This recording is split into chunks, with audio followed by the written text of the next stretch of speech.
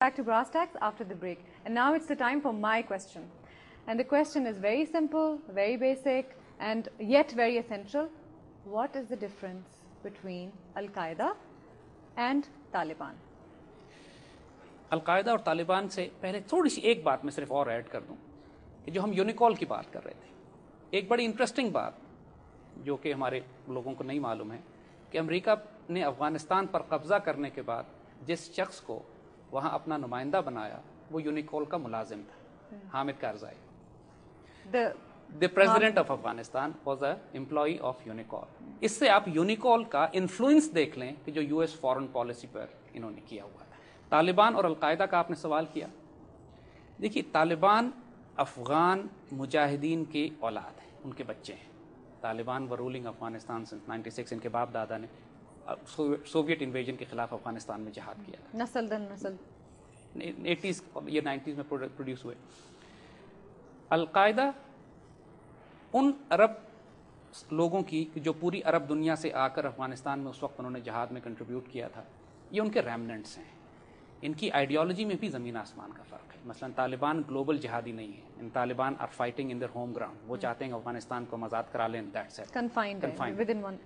Al Qaeda पूरी दुनिया को अपना बैटल फील्ड कहती है, पूरी दुनिया को अपना वो थिएटर ऑफ ऑपरेशंस कहती है। इनमें और भी मसलकन बुनियादी फ़र्क हैं, लेकिन हम उनको आगे जाकर डिस्कस करेंगे जब हम अगले प्रोग्राम हमारे इस पर हैं।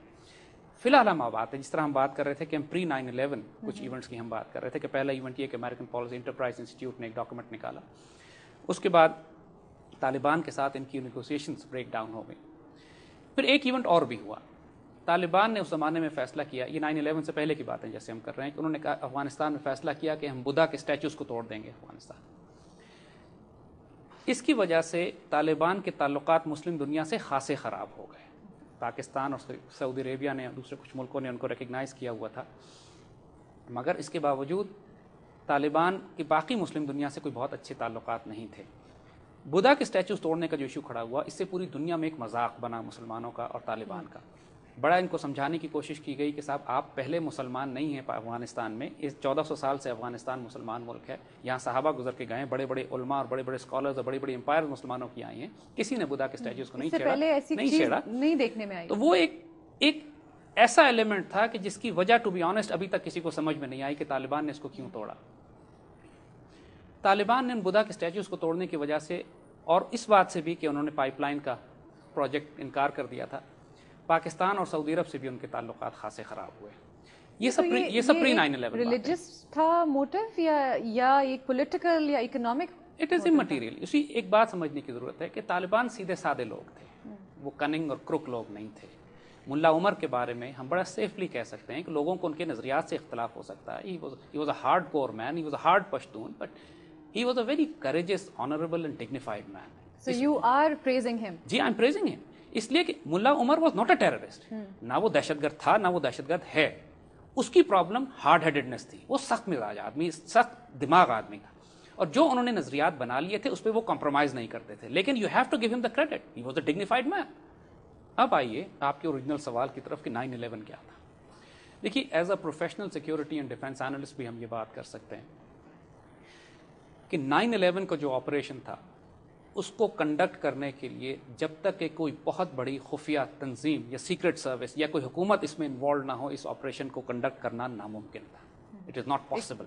ग्रैंड लेवल पे, इट्स अ ग्रैंड लेवल। ये बात हम सिर्फ नहीं कह रहे हैं, पूरी दुनिया ये बात कहती है। उनके अपने आला तरीन जहन scientist, media analyst, security analysts, thinkers, filmmakers, they are producing this, that this operation could not have been conducted by Al-Qaeda sitting or Osama sitting in Afghanistan.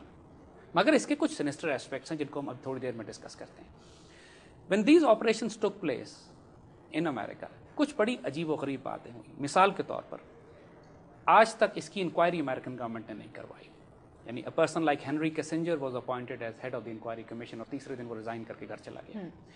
दूसरी बात, ये ऑन रिकॉर्ड अवेलेबल है कि जब ये 9/11 के हमले हुए भी नहीं थे और उनसे चंद मिनट पहले से इसराइली टीम्स न्यू जर्सी में मौजूद थी, and they were filming the entire operation, और इस ऑपरेशन के बाद दे स्टार्टेड टू सेलिब्रेट, और इनको FBI ने गिरफ्तार किया। और ये ऑन रिकॉर्ड नेट पे भी अवेलेबल है ये इन्फॉर्मेशन, और FBI के रिकॉर्ड में भी है कि Israelites were filming this operation, they were celebrating this, and they were behaving according to the US police in a very strange manner. So it's all premeditated.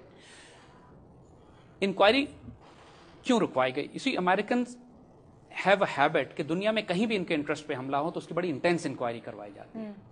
There are certain incidents in the world जिसकी inquiry इन्होंने deliberately रुकवाई है, and that generate a very strong sense of suspicion कि क्या वजह है. मतलब general Zia का जो क्रैश हुआ था, इसकी इंक्वायरी रुकवाई गई. 9/11 का जो इवेंट होता है, इसकी इंक्वायरी रुकवाई गई.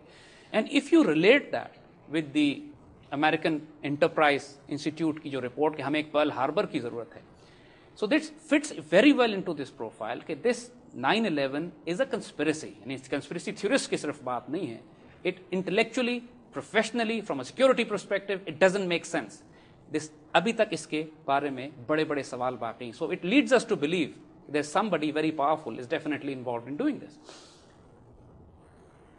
यहाँ मैं कुछ कहना चाहूँगी कि कुछ दिन पहले मैं एक प्रेसिडेंशियल डिबेट देख रही थी जिसमें कांग्रेसमैन रॉन पॉल, उनका ये बयान था कि we have to stop this interventionist politics, and he said that we have invited 9/11 upon ourselves as a pretext to attack other countries. जी, यही बात है कि देखिए अमेरिका में इस वक्त जो फॉरेन पॉलिसी ऑब्जेक्टिव्स या प्लेयर्स हैं वो मोस्टली ज़ायनिस्ट हैं, लेकिन हर अमरीकी ज़ायनिस्ट नहीं है, हर कांग्रेसमैन ज़ायनिस्ट नहीं पहले है. भी जी, जिस तरह इंग्लैंड में George Galloway British foreign policy की धज्जियां उड़ा देते हैं, इस तरह खासे लोग अमेरिका में, पर्टिकुलरली रॉन पॉल, एक नाम है, आप जाइए RONPAUL के नाम से गूगल देखिए, उसके बारे में बहुत कुछ निकल आएगा. अब हम जिस चीज़ की तरफ आना चाहते हैं वो ये कि 9/11 के बाद क्या इवेंट्स हुए. सम इवेंट्स जो 9/11 और इन्वेजन ऑफ अफगानिस्तान के दरमियान में हुए, उनको भी डिस्कस करना बहुत ज़रूरी है, trying to understand what exactly happened after that. देखिए, जैसे ही 9/11 का इवेंट होता है, पूरी दुनिया में एक तूफान बर्पा कर दिया जाता है इस बात पर कि मुसलमान दहशतगर्द हैं और मुसलमानों के खिलाफ हमने टारगेट सिलेक्शन करनी है. अब जो बहस US फॉरेन पॉलिसी प्लेयर्स में हो रही थी वो ये कि टारगेट किस मुल्क को पहले किया जाए.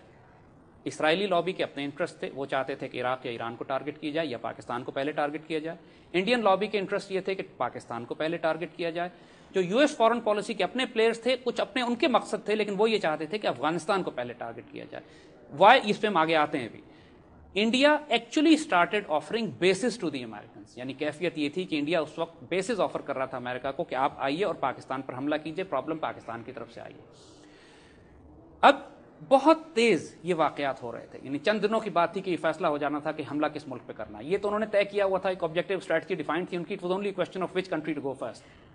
इससे पहले कि इस पे हम बात करें, I think we should take a break because वक्त हुआ एक ब्रेक का. मिलते हैं ब्रेक के बाद.